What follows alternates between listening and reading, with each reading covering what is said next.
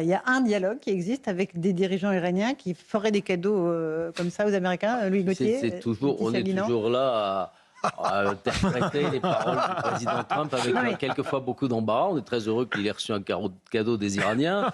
Les Iraniens leur ont envoyé quelques autres cadeaux dont ils se vantent moins, en particulier le fait qu'ils acceptaient de laisser passer à leurs conditions un certain nombre de navires, et notamment ceux qui libellaient désormais leurs dettes ou leurs créances en yuan et non plus en dollars. Donc je ne sais pas à quel cadeau il fait allusion. Il a envoyé aussi son couteau suisse, les Mario et Luigi de sa diplomatie, M. Witkoff et M. Jared Kushner, dont on sait combien les résultats ont été considérables en Ukraine ou pour créer une Riviera à Gaza. Donc voilà, les propos, on ne peut pas les surinterpréter.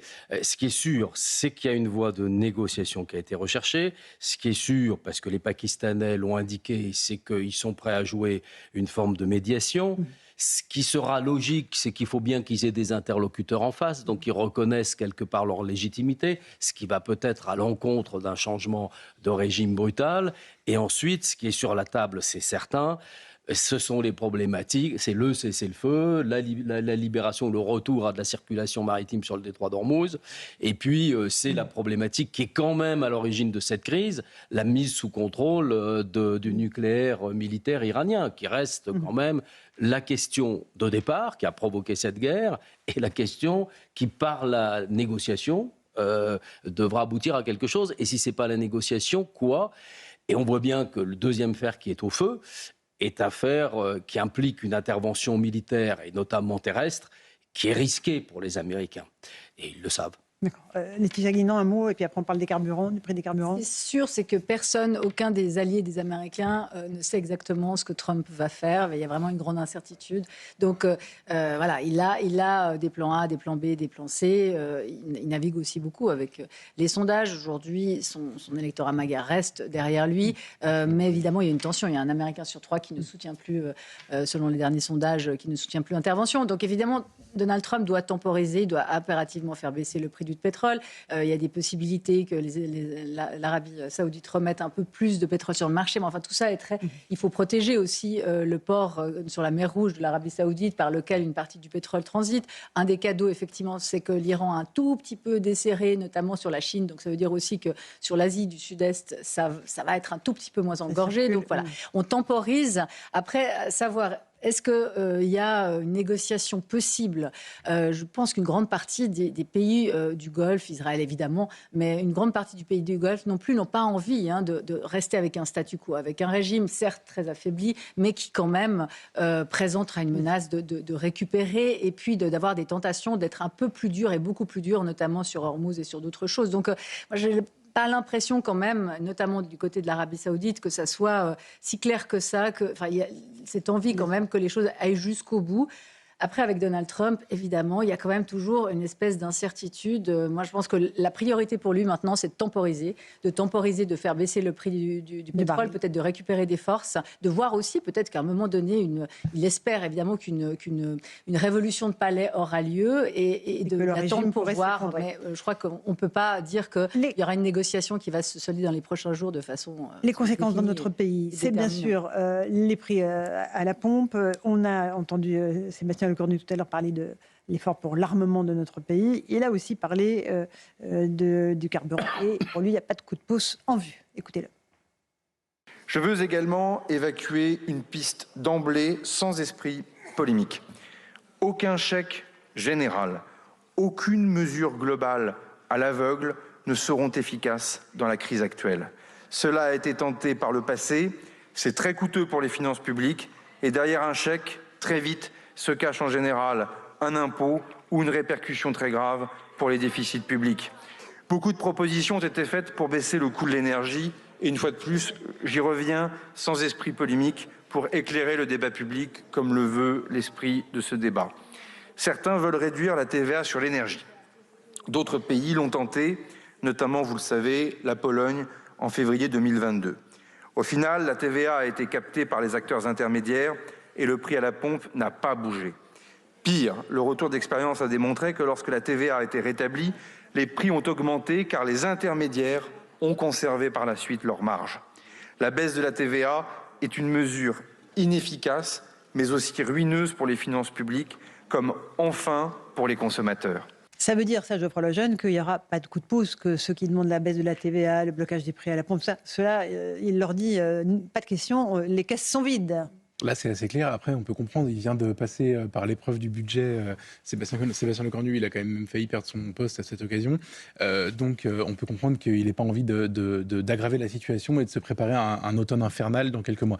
Ce discours-là, il aurait fallu le tenir en 2022. On n'aurait peut-être pas été dans la même situation non plus, parce que pour le coup, à l'époque, on était en pleine campagne présidentielle. La politique du chèque, ça gênait personne, en tout cas pas Emmanuel Macron, dont on a même un peu accusé à certains moments d'acheter l'élection présidentielle à coup de cadeaux faits à tout le monde, et c'était le moment de la fin du glorieux quoi qu'il en coûte qu'on est en train de payer maintenant. Donc à la limite, il a raison sur le plan des finances publiques. En revanche, ce qui m'amuse moi dans ce débat ça m'amuse qu'à moitié, mais dans ce débat sur le prix à la pompe, le prix de l'essence, c'est qu'on parle de la TVA, on parle uniquement de la TVA, mais si vous écoutez Pierre Chasseret, il va vous expliquer qu'il y a beaucoup d'autres impôts que l'État impose sur le prix du litre, évidemment. Donc, il y a TVA sur la TVA, il y a plusieurs taxes. Alors déjà, il y a la TVA sur la TVA, puis il y a aussi beaucoup de taxes. Si le gouvernement voulait baisser le prix, indépendamment de ce débat très technique sur la TVA, il pourrait le faire. Bon, Alexandre Devecchio ? Oui, effectivement, et on dit coûteux pour les finances publiques. La vérité, c'est qu'il va y avoir... l'État va gagner de l'argent grâce à... Alors, c'est vrai que c'est un État très endetté, mais en tout cas,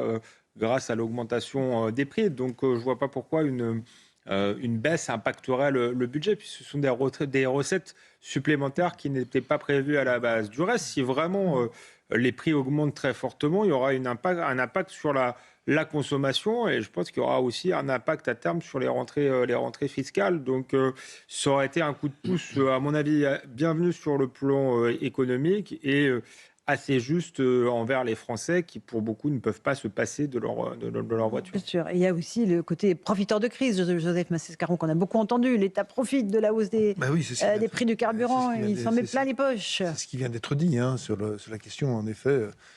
Alexandre Devecchio l'a très bien expliqué. C'est-à-dire, dans le budget initial, a été prévu des recettes points, et ensuite tout ce qui vient en excédent peut paraître évidemment être payé sur le dos des Français. Mais d'un autre côté, pour revenir, Sébastien Lecornu est dans cette logique parce qu'évidemment, il craint de ne pas respecter la réduction du déficit qu'il s'était donné. Ça, voilà. Et ça a des conséquences, parce que ne pas respecter... Là, ça met évidemment en danger sur notre taux d'endettement. Et là on est à un moment clé où on risque de basculer dans une note extrêmement sévère. Et on a besoin d'argent pour financer l'effort d'armement. Oui, Gauthier. C'est-à-dire que les raisons macroéconomiques, elles sont justes, et tant que la crise est limitée dans le temps, on peut l'imaginer, la France peut supporter ces évolutions à la hausse et j'espère à la baisse au retour à la normale. Si évidemment la crise et l'augmentation du prix de l'énergie franchissent certains seuils, notamment au plan microéconomique de certains secteurs, le gouvernement sera obligé de revoir, à mon avis, sa copie. Mais autrement, voilà, les équations sont là. Si on creuse un trou, on pourra en combler un autre. On le retrouve sur nos Mais soyons optimistes. Soyons optimistes. On a évidemment... le ministre du Budget a annoncé sa décision de créer un nouvel organisme qui... un observatoire de la crise. Chargé de mesurer l'impact de la crise sur les finances publiques. Parce que nous savons tous, évidemment, bien sûr, qu'il n'y a pas de haut commissariat au plan.